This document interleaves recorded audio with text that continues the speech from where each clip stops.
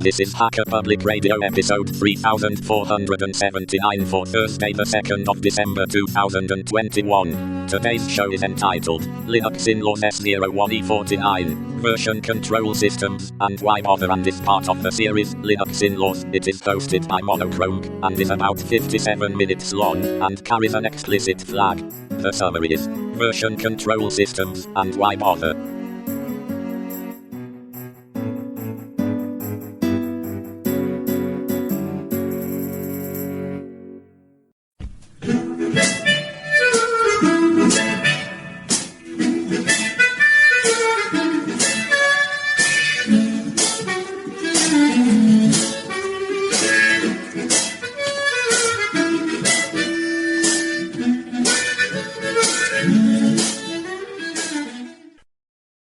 This is Linux Inlaws, a podcast on topics around free and open source software, any associated contraband, communism, the revolution in general, and whatever fancies your tickle.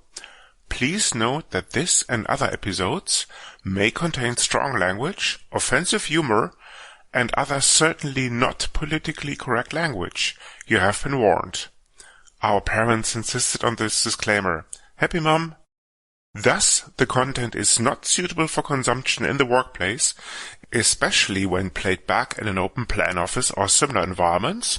Any minors under the age of 35 or any pets including fluffy little killer bunnies, your trusty guide dog, unless on speed, and QT Rexes or other associated dinosaurs. This is Linux Inlaws, Season 1, Episode 49. Version Control Systems, and Why Bother? Miss Martin, how are things tonight?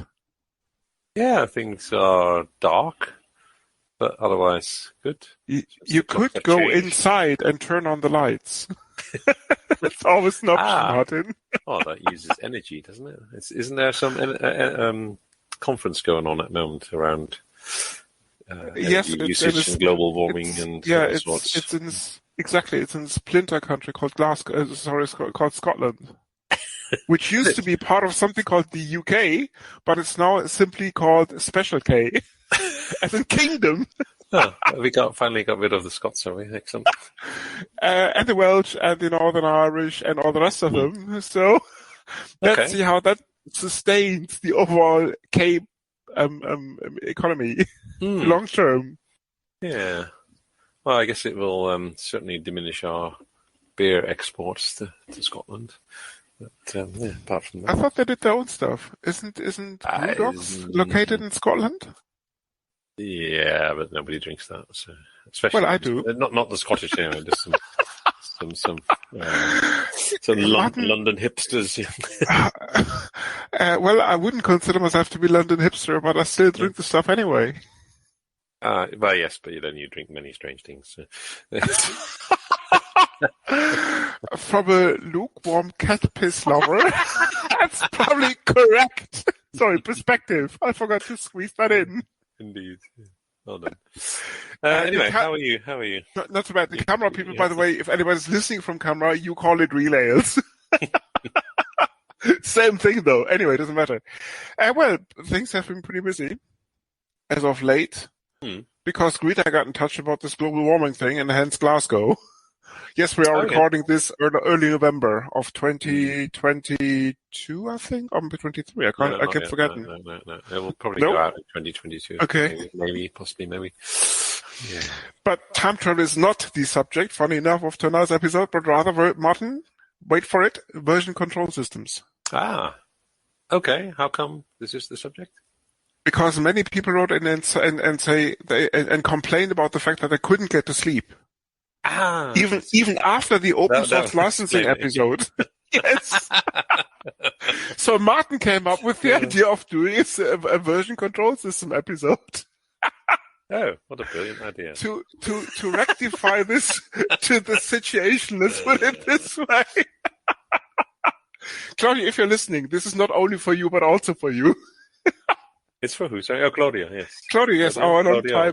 Exactly. Claudia. So, Martin, what do you know about source code control systems? Oh, they're kind of handy when people develop software. Perfect. With that, Yes. that concludes the episode. They've been around you for a for long listening. time. Put it that way. Yeah. This is a record now. I mean, for 5 minutes into the show, excellent. We are making progress. Yeah, it makes a difference, doesn't it? No, funny enough. Hmm. Yeah, sorry. Go ahead, Martin. Yeah, I think. Well, I mean, the first one I probably came across was the old fax file system version control system. But yeah, Fax file version control system. well, on Vax VMS, it used to keep Vax copies of all- VMS, yes. Yes. But Automatically of all the files, but yeah, that's but not quite the same as a No. a source code control system. But yeah. no. I mean, this just version files, source code or not. But it was a kind of a start of having multiple versions of the same thing. I think. Well, first time that I come across anyway. Well, They I think didn't the have yeah. these kind of things for paper tape and punch Well, cards. well, exactly. I mean, the first version control systems would be punch cards and paper tapes. Yes, back in the days. Yeah, it's a bit hard to branch off. Yeah, but things have Punch progressed, cards. needless to say. No, I mean, the whole fact goes back to the day, basically, when, you see, there was a time when quite a few people worked on a software project, and this is still continuing today. I mean, the Linux kernel alone has more than 1,000 mainstream contributors, if not completely mistaken, plus some hobbies also shipping in. So, a project of that complexity requires some sort of infrastructure because otherwise it'll all end up in chaos. So the idea behind source code control systems was actually to bring order to the chaos. And these control systems and these version control systems have been around almost as long as software was developed, or has been developed rather. Indeed. Well, obviously they came around.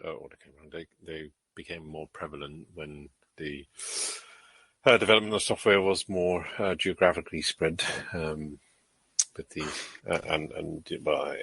in individual companies there would have been also source code control systems, but nowadays that's obviously more of a global setup rather than your group of programmers that worked in the same building, in the same room to work on the same piece of software.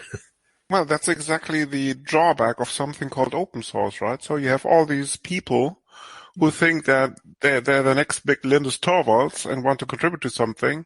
So you have to give them infrastructure in order for letting them doing so. You see, and you're absolutely spot on. Software development in the open source world has to be global and scalable. Because it's not just a group of 5 people writing an entire piece of software, which is then put onto a shelf of a company and then kind of is forgotten about, or something like this.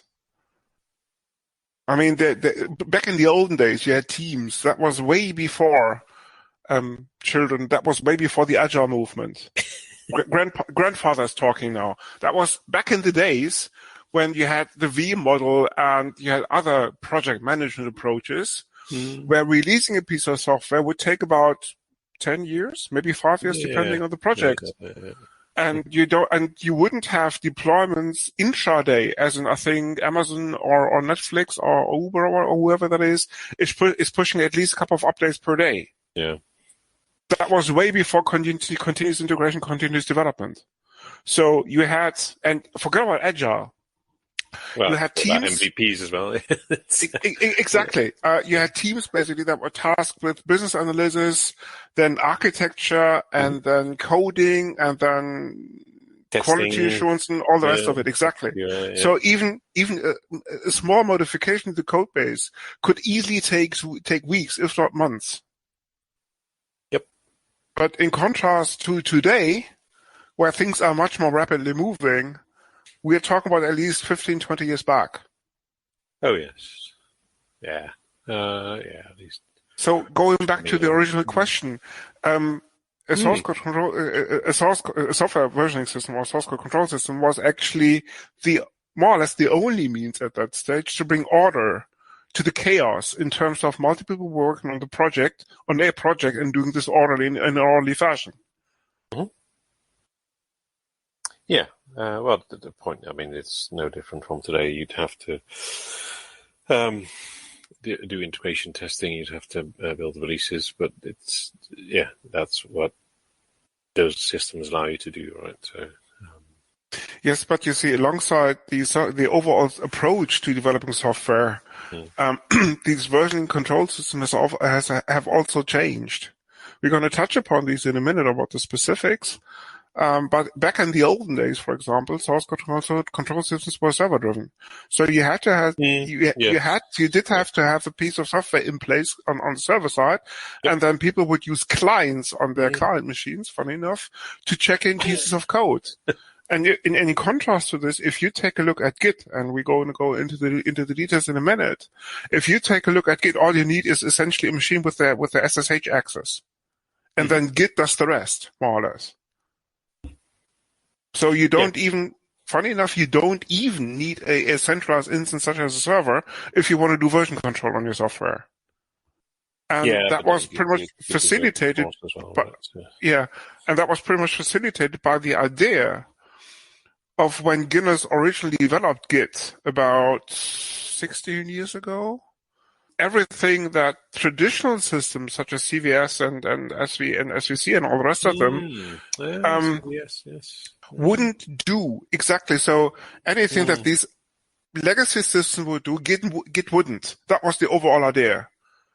So focus was on scalability, security, and some other key aspects. And much more importantly, there wasn't any central server instance. That was the important bit. Yeah, I've forgotten the CVS actually. That's interesting mention. Okay, it's standard. Exactly. It's mid 60s. Martin has just concluded his first university semester. So, Martin, why don't you tell us a little bit about the olden days?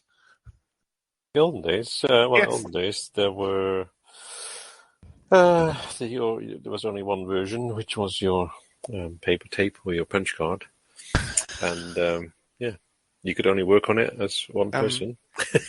And so, you write your program, nobody else is working on that. And so that's...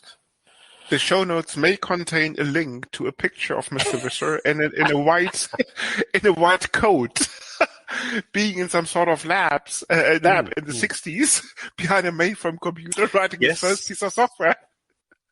Indeed. I guess if I can wrestle this from his cold dead hands.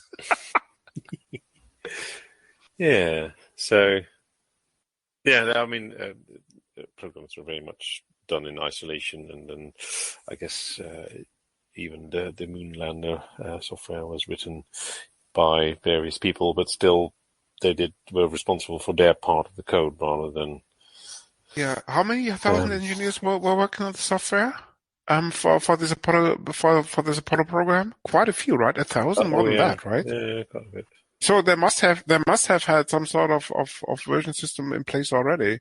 But I think the whole system really took off, or the whole concept really took off with kind of really complex stuff like Unix back in the days, or mainframe operating systems like MVS or System something. Yeah. Of course, all of these systems were closed source and proprietary.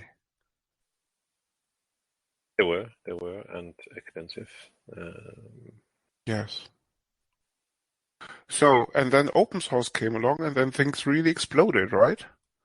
I mean, I can recall back in the day, having worked at least with CVS, concurrent version system, or whatever it was called.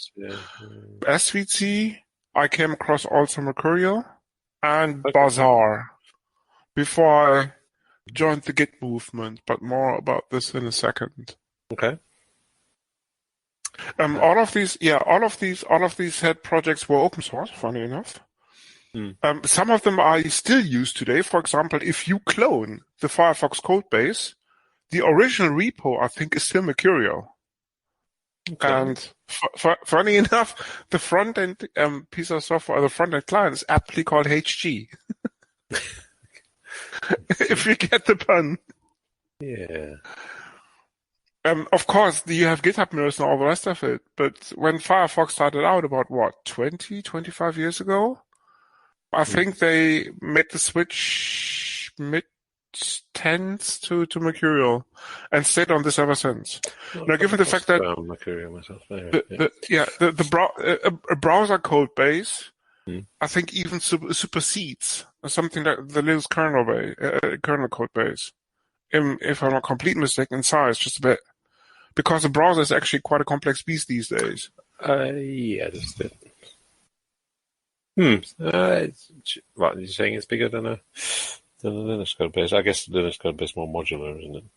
In terms of drivers. Some people accuse Firefox about the same of the same virtue. I mean, you have JavaScript execution engines, you have renderers, you have OS abstraction layers, and some other stuff. Okay. All right. So why don't you tell us why you changed the Git? Well, I mean, there was this chap called Linus Torvalds. I don't know if that rings a bell, Martin, the name, who came up with this brilliant idea of doing a terminal emulator back in the early 90s. And then posted a wait. Hang on a minute. No. Wait. No. What do you mean he came up with it brilliant idea of terminal emulator? That was in 91 or 92. No. We had terminal. Or was that 90 or something? Sorry? We had terminal emulators before that. I wasn't finished with the sentence, Martin. Sorry. Originally, that was meant to be a terminal emulator for something called Minix. But then you had this brilliant idea of basically turning this into a full-blown operating system and posted a Usenet message. I think it was in 92 or something. Or was it 91? I can't even remember. And the rest actually is history. Some time ago, yeah. Yes. Okay. So, funny enough, they used. I mean, in the initial days, it was just a handful of contributors, right? So it wasn't. I mean, version control wasn't a big deal because you did it via email and all the rest of it. But shortly afterwards, the number of contributors grew exponentially. So they had to come up with something that would scale along. Yeah, but the number of people working on something is certainly less important. It's more the fact that people can work on the same parts of the code base independently. Yes, or at least know dispersed. When someone has a piece checked out, and therefore they always have the latest version available if they're working on a related piece of code. So, yes, exactly. So, yes. Funny enough, not all of the Linux contributors were actually located in Finland. Yeah. Quite a few of them actually used to, and still do, live and work outside said country. And never mind, given the fact that when Linus was still living in Finland, they wouldn't all congregate at his house and started coding. Quite the opposite, actually. They probably were in the sauna anyway, wouldn't they? Maybe.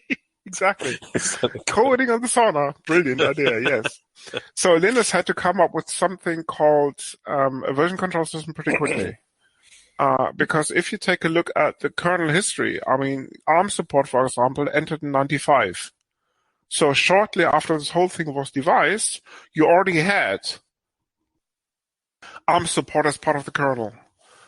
And then some chaps down in Stuttgart, Germany, late 90s, I might add, took a look at the kernel code base and ported this as a skunk work project actually to something called the 390 architecture.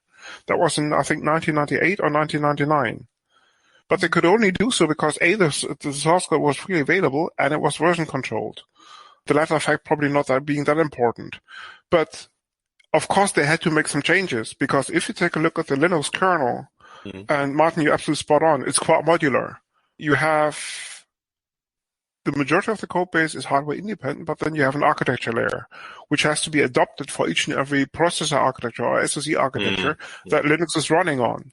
And that's exactly where the changes take place with regards to CPU initialization, MMU management, and all the rest of it as memory management, where you need actually hardware specifics. Sounds very sensible in terms of design. Indeed, and this is how operating systems are. And this is actually how portable operating systems are architected anyway. So, and of course, these IBM people had to feed back the changes. so that Linux then could add a 390 architecture to the set of supported architectures for something called the Linux kernel. At the time, they were using a service called BitKeeper, if I'm not completely mistaken. Links maybe in the show notes. But mid-teens, or early teens actually, zeros, as in 2002, 3 or something, the company behind BitKeeper decided to take the service offline and to migrate to proprietary software. And that's exactly when Linus said, this is not happening, and we have to move away from this. And this is how Git came into existence. Linus had this requirement of already foreseeing that the Linux kernel would probably be the biggest open source project in history on the planet. So, name a bigger one in terms of contributors. I reckon even your browser pales in comparison to Linux. Yes, with regards just questioning the foreseeing bit. Well, I think at that stage, 32-bit, 64-bit was already in place. Mainframe architectures were supported. ARM was there. Intel was there, of course, because this is what Linux used to develop the first versions. And people were picking up the codebase rapidly in the embedded space for webcams, even back then, and for all sorts of things, as in PlayStation type device and all the rest of it. So you had to devise, being Linus Torvalds, of course, you had to devise a version control system that would scale alongside the growing number of contributors to that code base. Mm-hmm. And hence Git was born. Yeah, and I think most people have been using it since, really, and therefore not just Linux. By the way, do you know what Git stands for? Do I know what it stands for? Yes. Well, it doesn't have the normal CS in it, but most source code control systems have. But no, I couldn't tell you what it stands for. No, I think Linus. I'm not too sure about the code, but perhaps Linus, it's the Finnish version of it. Yeah. No, Linus. I think if I recall this correctly, once said that he names all the important projects after him. And of course, being a stupid person, he wasn't too far away here. Now, if you actually type man git as in if you invoke the manual page, the name says actually git the stupid content tracker. So this is actually the meaning behind Git.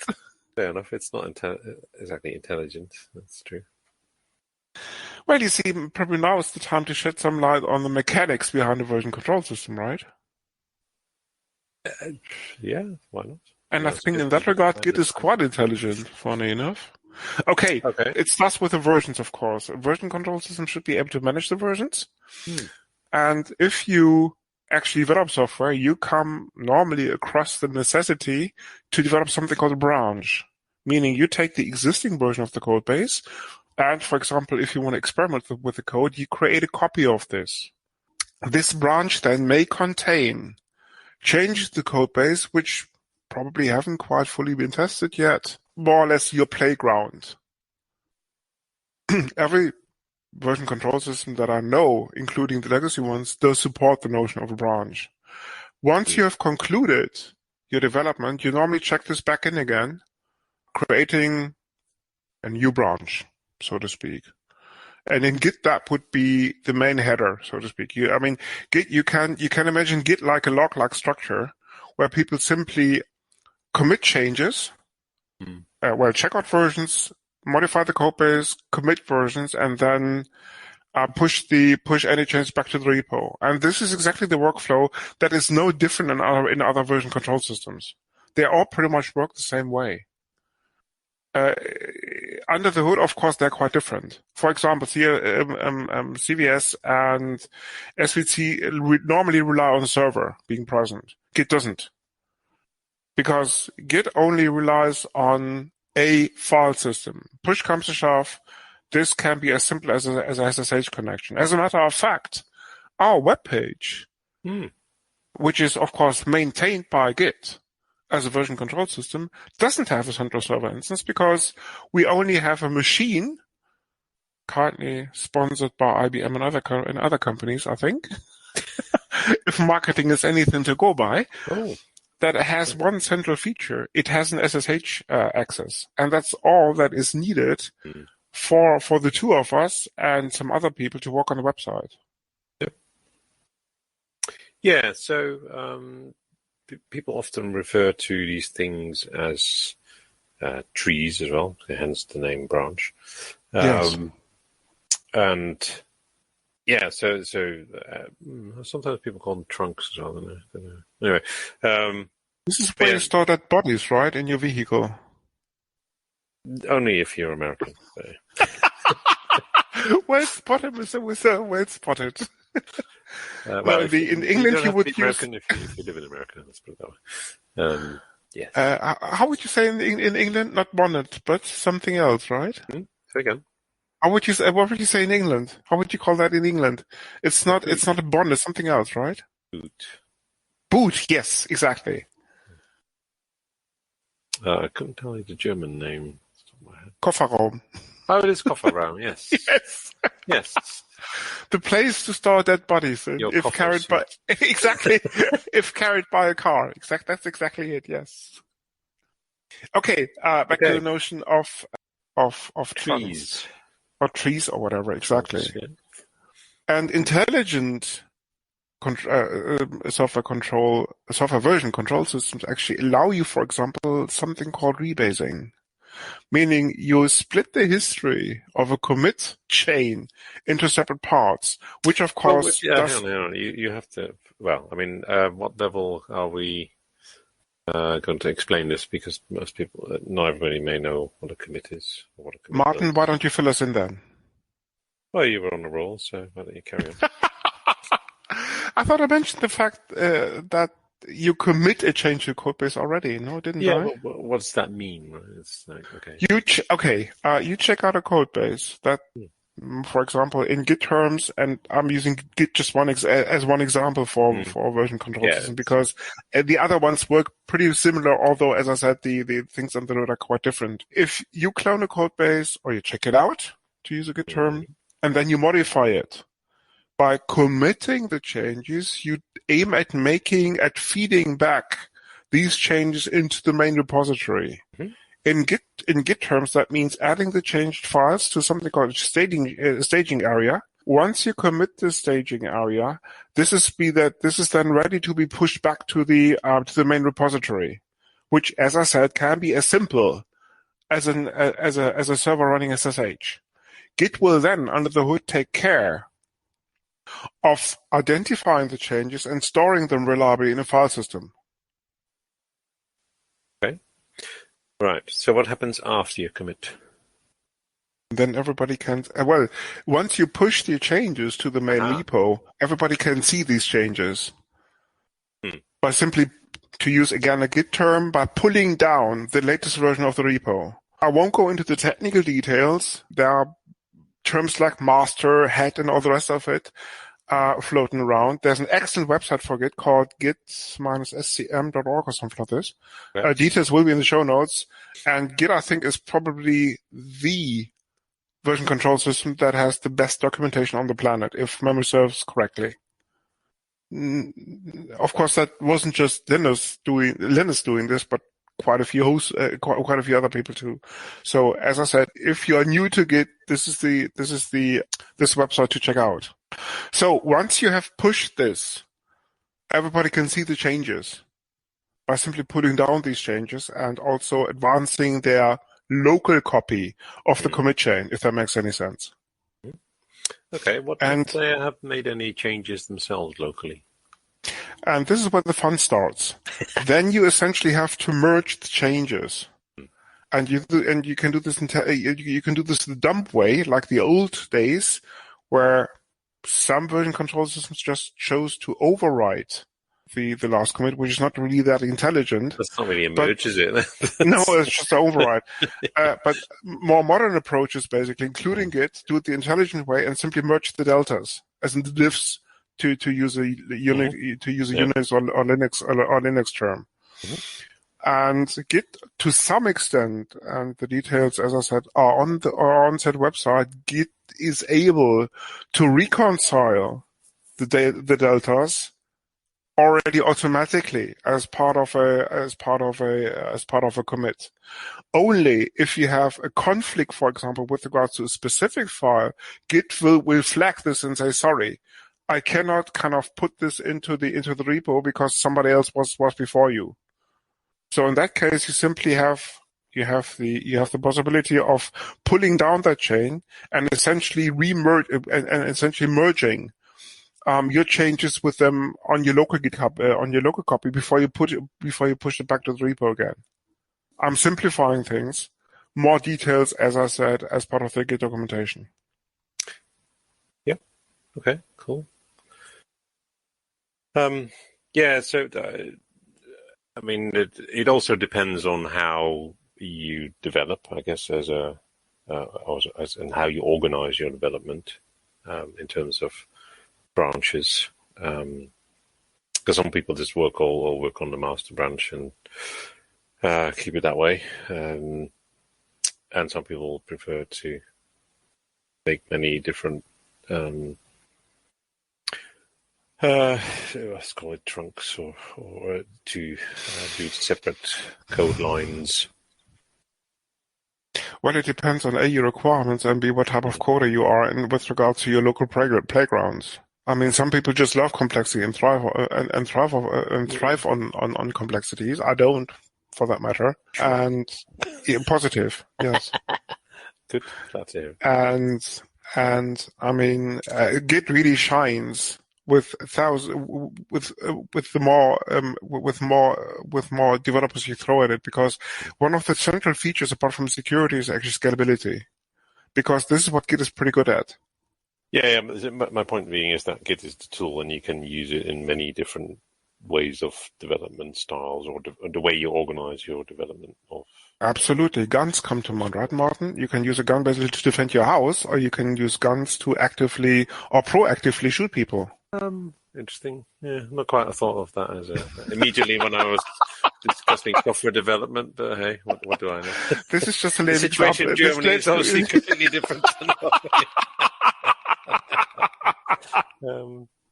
Man, can you still freely buy guns in Germany? You used to be able to. No, you can't. And I can't recall a time when that was possible. Oh no, I can. I remember. Guns are highly regulated in Germany. They always have been, Martin. Martin, you shouldn't confuse illegal gun buying with legal one. With legal gun buying. No, I remember very, very clearly as a small boy driving over to Germany. To Germany and buy guns. Well, they had gun shops where guns were for sale. Yes, but you would have to have a license in order to buy a gun. Ah, okay. You probably use one of these Dutch fake licenses, right? Well, needless to say, I didn't buy one when I was 8 years old, but... Why didn't you, Martin? Indeed. Yeah, just had that recollection that they just had any time there was a gun shop, but that's all I remember my recollection. You don't have gun shops in the Netherlands? No. And what about the UK? Sorry, what about Special K? No. So where do you get your guns from in that case in K? Don't know. You'd have to ask someone that has a requirement for one. Well, as far as I can recall, about 90% of the rural population own guns. Really? Oh, shotguns. Yeah, that's different. What do you mean it's different? Well, shotguns are just for flying birds and stuff. For shooting things, exactly. Like guns are too. Yes, but they have different... You're talking about a concealed weapon. Okay, got it. Mm. So, I mean, quite a few people, I reckon... not everybody in K can fly to the US in order to buy guns, so they must have some sort of local supply. I imagine so, but I can't help you with that, I'm afraid. So you don't own guns? No. Okay. I'm not living in America, so no. Or in Germany, for that matter. Yeah. I mean, the stuff basically you can buy at in these Weapon shops are mostly handguns. Are mostly shotguns. Handguns, I mean, do Oh, in carry a Germany. special permit. Yes, Okay. and you're talking black gunshots and all the rest of it. You cannot simply walk into a shop and buy a gun. Okay. This is not America. Well, For some strange I reason. don't know. Maybe things have changed recently. Who knows? But Anyway. we digress. This is not We the gun. did. This is not the gun podcast. No, this is actually the Linux Inlaws podcast. So where were we? Oh, Okay, yes. branches and trunks and all the rest of it. Yes. So yes, Git allows you, among other things, basically, for example, to support rebasing, which comes in handy if you wanna identify, for example, the point in your commit chain where things went wrong. Meaning defined. You or somebody else commits changes ABC. Martin then commits changes DEF, and somewhere in the middle, the whole thing fucks up in terms of ready breaks. Maybe it doesn't. Maybe it does compile, but you have a segmentation violation before you even start the program. You mean rolling back to a previous version, right? Okay. Yes, exactly. And this is exactly where rebasing comes in terms of you can identify the point in time where simply a version stops working. Well, if that makes sense. Yeah, you can identify the commit number or whatever you want to call it. Exactly. Yeah. You can easily go back to the version that works. Mm-hmm. Yes, that's a very good description of this. Yeah. That's the fact that Git is quite hipster friendly, and yes. Oh yes. Git, if you're listening, the address is sponsor@linuxinlaws.eu. Well, I mean, you say Git is hipster friendly, but there are obviously many development tools that.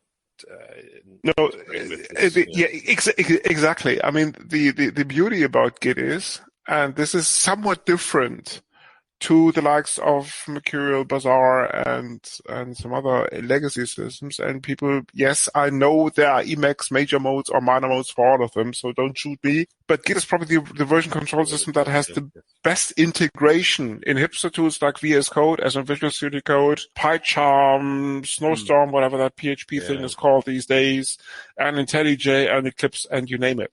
Mm-hmm. Yep. I mean, if you open Visual Studio Code, it'll detect that a .git file is present and will immediately integrate the whole thing into your version control system, the code base that you're trying to edit. And this is quite fancy, actually. Mm. And so... Did Linus write that as well, did he? What did Linus write? Visual Studio Code now, I think it's written by a software company called Microsoft. Yeah, okay. Is that open source? Visual Studio Code is, yes. Mm. How come? Do we know? Because Microsoft decided to open source it. That's nice of them. Anyway, sorry, we digress, yeah. Indeed we do. In contrast to Visual Studio, which is not open source and has to be bought or something from Microsoft. Anyway, so yeah, that's the bottom line in terms of all of the kind of things that hipsters and other people who program in fancy coffee shops like support more or less these days, support Git. Plus the fact that, of course, we shouldn't forget to mention that there are quite a few commercial offsprings that have functionality, that have the functionality built into. You mean like a Git. GUI or something? Hmm. Well, yes, it's called a browser, and the whole toolchain is called GitHub. If that rings a bell, Martin. Yeah, indeed. You probably use it every day, or you used to work at your hipster GPU database thingy, right? What's the name of the company? Brightlight? Yes, yeah. Brightlight, yes. Well, yeah, I mean, everybody uses. Don't know. Pretty much everybody. No, some remaining people use actually something called Gitlab. Okay. Which is a somewhat comparable offering. Okay. It's an open core company, pretty much like Redis and all the rest of them. Mm. And the idea is basically to have a community edition, which is free of charge, open source, and all the rest of it. Mm-hmm. But then if you want to do enterprise type thingies, you have to rely on a commercial license. Right. And of course, there are also pure open source alternatives available. For example, Gitea comes to mind, which the luck actually that I'm supporting uses for, funny enough, their website. Okay. So what's the reason for using this? It has a browser interface, among other things. And Some the of the benefits are... hipsters that are part of the website team for the LARC prefer browser access. I see. And it has a nice browser-based administration interface and that sort of thing that hipsters really like. Especially the 50-year plus old hipsters that form something called the Frankfurter Linux User Group. Okay. They're like the GUIs. Okay, fair enough. They're like the browser access, yes. Because, I mean, setting up a project in Git is a little bit of an effort in terms of you have to administer users that have access to the project, you have commit rights and all the rest of it. And this is where these kind of Gitlab, GitHub, Gitea projects really shine because they have functionality built into this. And GitHub does, of course, as well, because this is how GitHub makes their money. By enterprise features, selling this on a subscription basis. That's how the whole thing works. This is why Microsoft shelled out how many billions for this? Yeah. $1 or something like this? It was amazing. It was quite a good chunk of money. It was a chunk of money, and people at the time were wondering why they did such a thing. It's probably branding, but I digress. Anyway, to cut a long story short, this added functionality on top of pure Git, you don't get out of the box with Git. So people started to build ecosystems around, and Gitea is probably the best example. It has a nice browser-based access. It has a very funky CI/CD integration as a continuous integration, continuous development integration, which makes the associated workflow with code maintenance and modification just a breeze, including setting up projects, team members, and all the rest of it. For example, we use Hugo as a static website generator. More on the architecture, Ken, Mr. Fallon, if you're listening, in an upcoming episode is already planned for next year, where the beans will be spilled on how we do it. But suffice it to say, if you check in a change of the website, like a markdown file, what Gitea in the background does is through and Git is the same pretty much, through a commit, through a so-called commit hook, it actually triggers a Hugo invocation that simply rebuilds the website on the fly. So you pull down the website, you change a file, you commit this file, you push the changes to the Gitea instance, and then on the fly, the website is rebuilt using Hugo, plus a few other things. Okay, sounds rather handy. Which is quite handy. Yeah. Because we have about 6 people working on the website simultaneously, as in concurrently. Okay. Links in show notes for the website name? luckfrankfurt.de. But Gitea is probably much more interesting for the people who think along similar lines. And of course, the Gitea link will be in the show notes. Okay. Very good. So for the few listeners who we didn't manage to put asleep yet, Indeed. Martin, any final thoughts on version control systems? Final thoughts. I think, from the clunky versions, commercial versions of the 90s to what we have these days, there's been quite a bit of progress. Yeah. Indeed. And it all works rather well, I would say. It takes a little bit of, but not very long, to get used to these things or to work out how they work. But once you have done that, they are very easy to work with, and it keeps your code manageable. And plus the fact that, as I already kind of touched upon, the all prevalent, visible, present, whatever you want to call it, Git thing is built into most IDE toolchains. Yes. And this makes things really, really easy. So, I mean, it does. Yeah. Changing a file is simply, or actually putting or committing a change back is as simply as changing as saving a file, and then either some Emacs package or some Visual Studio Code integration takes care of the rest. And also basically flags any conflict and gives you tools at your disposal to resolve these conflicts pretty much out of the box without having to resort to mysterious command line things if you choose to do so.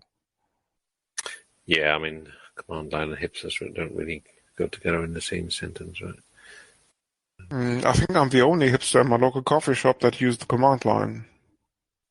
Since when are you a hipster? Always been. Have you done some time travel? Martin, there are a few things you don't know. The machine is working again, isn't it? Yes. Excellent.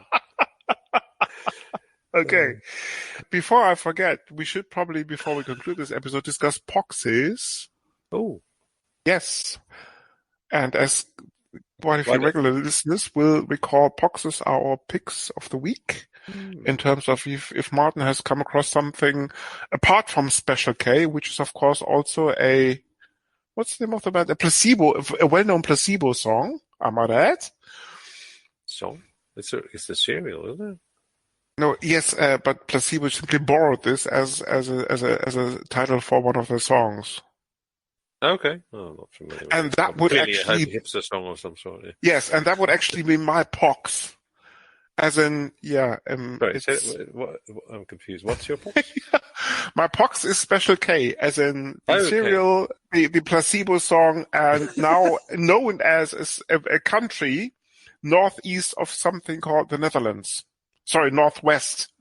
It used to be an isle, formerly known as the United Kingdom, but now it's just called Special K, because the splinter groups like Wales and Scotland and Northern Ireland decided to break away for a reason. We are recording this in February 2022. No, we're not. It is. We are, Martin. It's 1st of November 2011. Martin clearly hasn't enjoyed the advantage of time travel. Yeah. No, people. Formerly, this country was known as United Kingdom, but forget about the United. Lizzie, if you're listening, good luck with you. Good luck to you. Just stay inside, just in case. Well, she's struggling with her health at the moment, isn't she? That's my understanding. Yes. So the dissolving union didn't exactly help matters, but that's beside the point. Anyway, okay. What's your pox? Yeah, it is. I was trying to remember the name. I can tell you the story. I have to remember the name in a minute. This is a story about an FBI agent who infiltrates a far-right organization in the US. Yes. The name you're looking for is Donald Trump.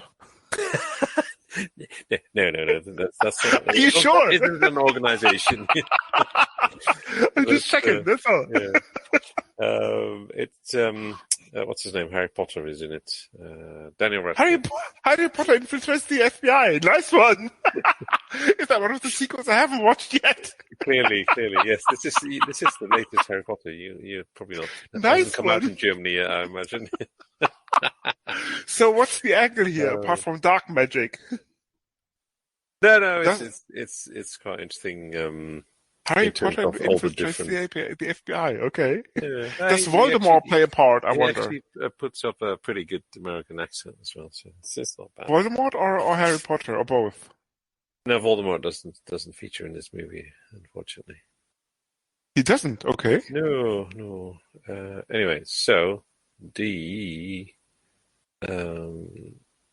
yeah, so it's definitely worth watching. It's quite details maybe in the show notes if we can dig this up. I was trying to remember the name here. With all these American films, they all have like a 2-word title, don't they? Which are very similar, but it's definitely worth watching. It's a very good. I think the movie is called Federal Magic. Maybe not. No. Anyway, maybe there is no such thing as Federal Magic. Imperium. There you go. The film is called Imperium. Imperium. So what's the storyline then? Your chap infiltrates the FBI, and then what? No. He works for the FBI. He infiltrates. He works for the FBI. Okay. Yes. Some cesium has been stolen, and the suspicion is that this has gone to a far right group. So he infiltrates these organizations and tries to find it.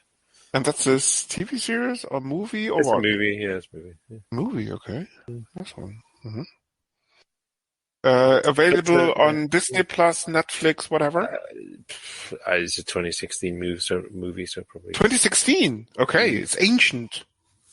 Yes, only just recently. Children, 2016 was the year when Visual Studio just got the light of the day or something.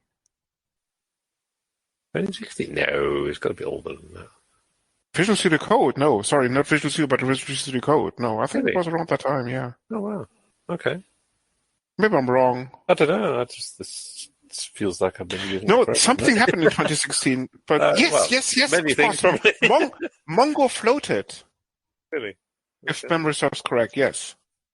Mongo, of course, who for the few listeners, A, is still awake, and B, remember that episode on the databases with Professor Meyer, featuring Professor Meyer. Yes. Of course, Mongo would be a NoSQL database. And that company floated in 2016. Yeah, it's. And Martin still regrets the fact that he didn't buy shares at the time. Not really. I was never a fan of MongoDB. So. Martin, they floated at 27 and now are worth 550 or something like this. Who needs money, right? Exactly, Martin. Who needs money really anyway? Go with the open source. What do you call it?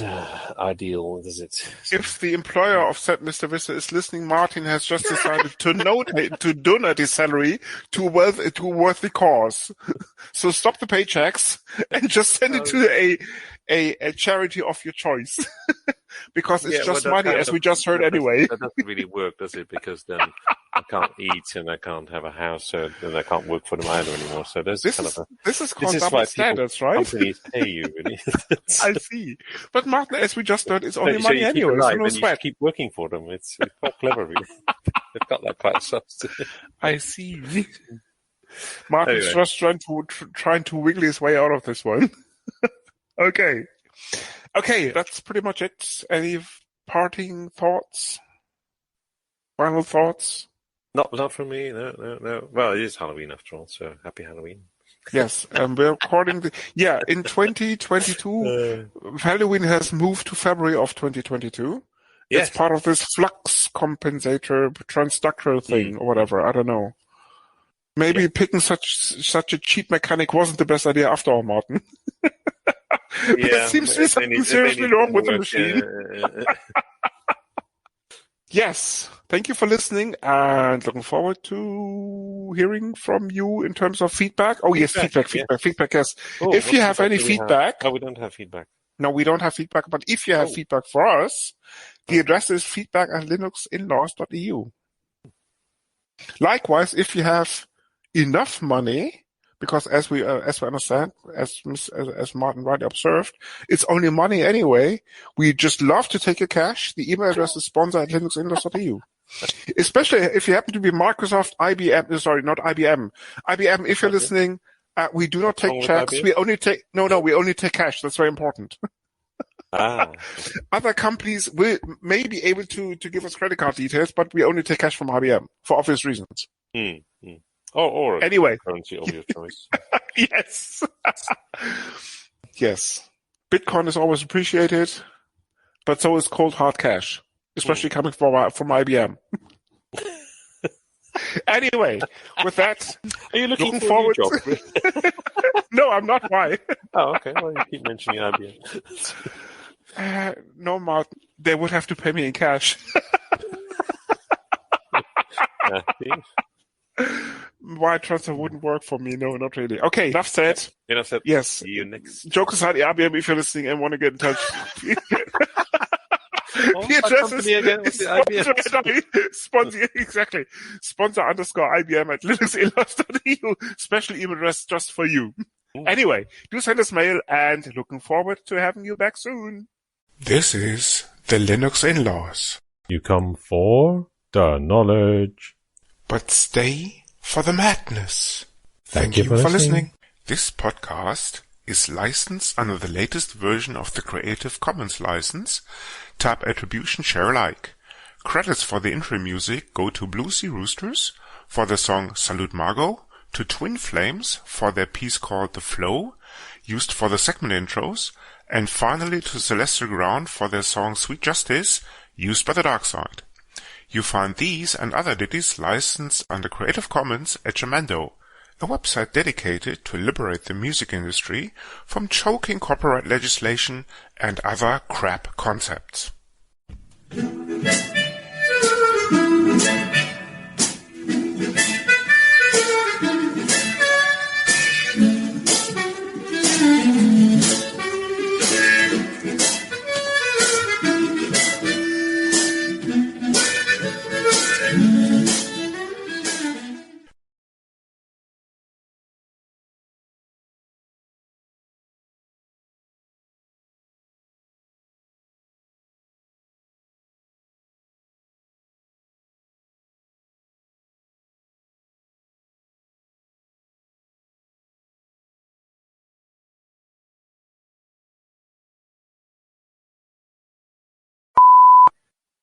Good idea. Yes, by the way, you didn't get the memo right because I'm not too sure if you were CC'd. Marketing is asking why you haven't fired them yet, because the fortnight is over. Is that a new record? You tell me, Mr. Visser. It sounds like it, doesn't it? Maybe they were cheap. Maybe they are cheap. I see. Very good. We can keep them for a bit. Yeah. Can we now?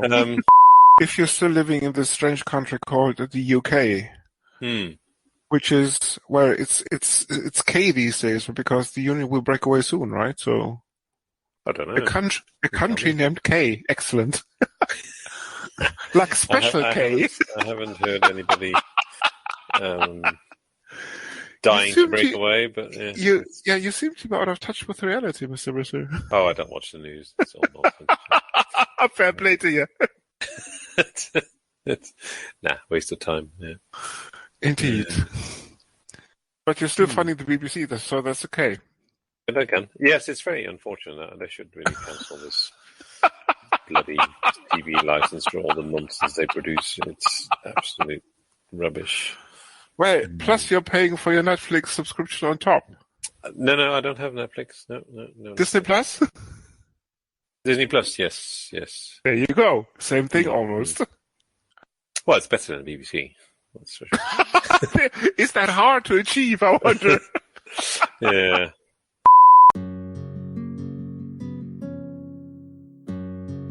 You've been listening to Hacker Public Radio at hackerpublicradio.org. Today's show was contributed by an HPR listener like yourself.